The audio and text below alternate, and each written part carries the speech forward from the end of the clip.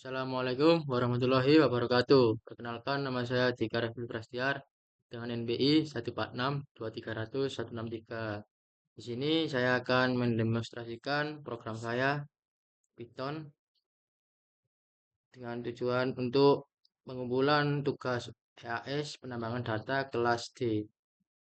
Oke, kita masuk ke datasetnya. Nah, di sini saya memakai dataset penjualan. Di sini ada customer ID. Lalu ini dijadikan ini angka desimal. Lalu habis itu kita masukkan ke mana Google Colab. Nah, ini Google Colab-nya. Lalu di sini itu ada import warning, dan lalu ada ignore. Import warning ini menonaktifkan pesan peringatan agar output program lebih rapi dan tidak membingungkan saat program dijalankan. Untuk itu upload data itu merupakan mengunggah file dengan dataset kita yang sudah diupload ke Google Colab. Lalu untuk preprocessingnya itu ada preprocessingnya itu untuk memproses data yang sudah saya masukkan di Google Colab. Lalu untuk klasifikasi itu metode logistik regression digunakan untuk mengklasifikasi data pelanggan ke dalam kategori tertentu berdasarkan label by.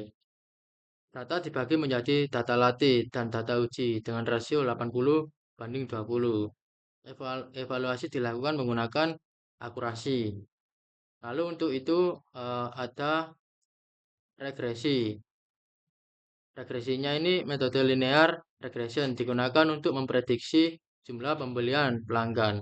Total quantity berdasarkan average price dan total transaction. Evaluasi dilakukan menggunakan R quadrat score untuk melihat seberapa kuat hubungan antar variabel. Lalu untuk analisa asosiasi dilakukan menggunakan algoritma a priori. Data numerik diubah menjadi data biner, true atau false, berdasarkan nilai rata-rata kolom agar dapat digunakan dalam proses a priori. Untuk selanjutnya itu ada clustering. Clustering ini menggunakan metode K-means, digunakan untuk mengelompokkan pelanggan ke dalam 3 klaster yang berdasarkan kemiripan karakteristik data. Hasil clustering ditambahkan ke dataset sebagai kolom cluster.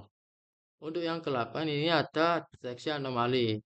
Metode isolation forest digunakan untuk mendeteksi data yang memiliki pola normal.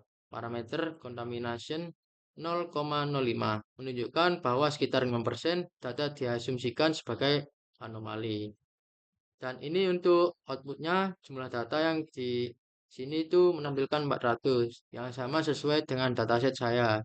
Ada jumlah fiturnya itu 5. Klasifikasinya itu menggunakan akurasi model klasifikasi dengan rate 1,0. Lalu untuk regresinya itu nilai regresi R2 regresi 0,15. Lalu untuk asosiasi tidak ditemukan aturan asosiasi yang kuat. Untuk clustering berhasil dikelompokkan menjadi 3 klaster dan berdasarkan karakteristik belanja. Lalu untuk deteksi anomali, jumlah data anomali ini sebanyak 20% data atau sekitar 5% dari total data terdeteksi sebagai anomali dan sesuai dengan parameternya contamination yang digunakan. Itu program selesai. Sekian dari saya, kurang lebihnya mohon maaf. Wassalamualaikum warahmatullahi wabarakatuh.